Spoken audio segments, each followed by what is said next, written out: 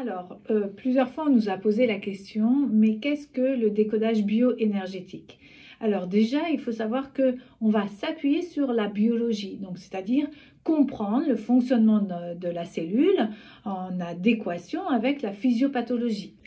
Et une fois qu'on a ce modèle, on va bien sûr s'intéresser à l'énergie. C'est-à-dire que grâce à ce système énergétique basé sur les 5 éléments de la médecine chinoise, on va pouvoir ouvrir le champ de compréhension de la maladie.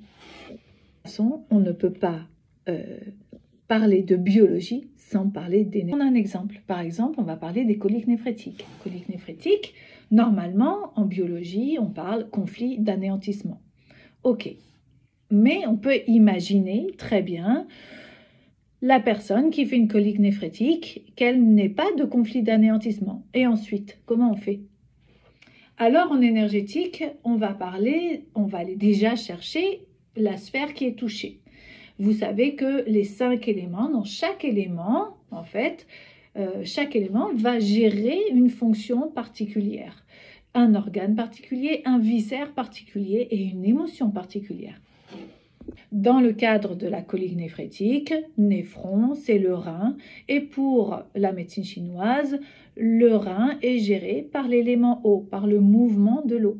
Donc on sait déjà que la personne qui vit une colique néphrétique va avoir un conflit au niveau de l'eau. Voilà. Donc si on veut jouer par rapport aux émotions, déjà la première chose qu'on peut lui parler, la première chose qu'on peut lui demander, voilà, c'est quelle est sa plus grosse peur. Voilà, quelles sont les peurs?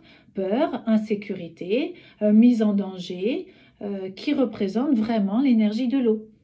Ensuite, dans le cadre de la colique néphrétique, vous comprenez bien que c'est un petit caillou qui va se bloquer au niveau de l'urtère, au niveau du rein, à l'embouchure de la vessie aussi, et qui cause la grosse douleur en fait aux personnes qui ont des coliques néphrétiques.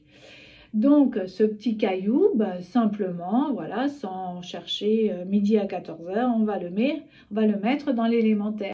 On se retrouve ainsi avec deux conflits énergétiques, avec un conflit énergétique entre deux éléments, entre la terre et l'eau.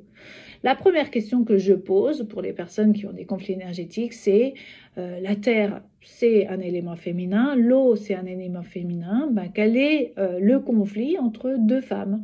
Voilà, donc si c'est une femme, ça va être avec une autre femme.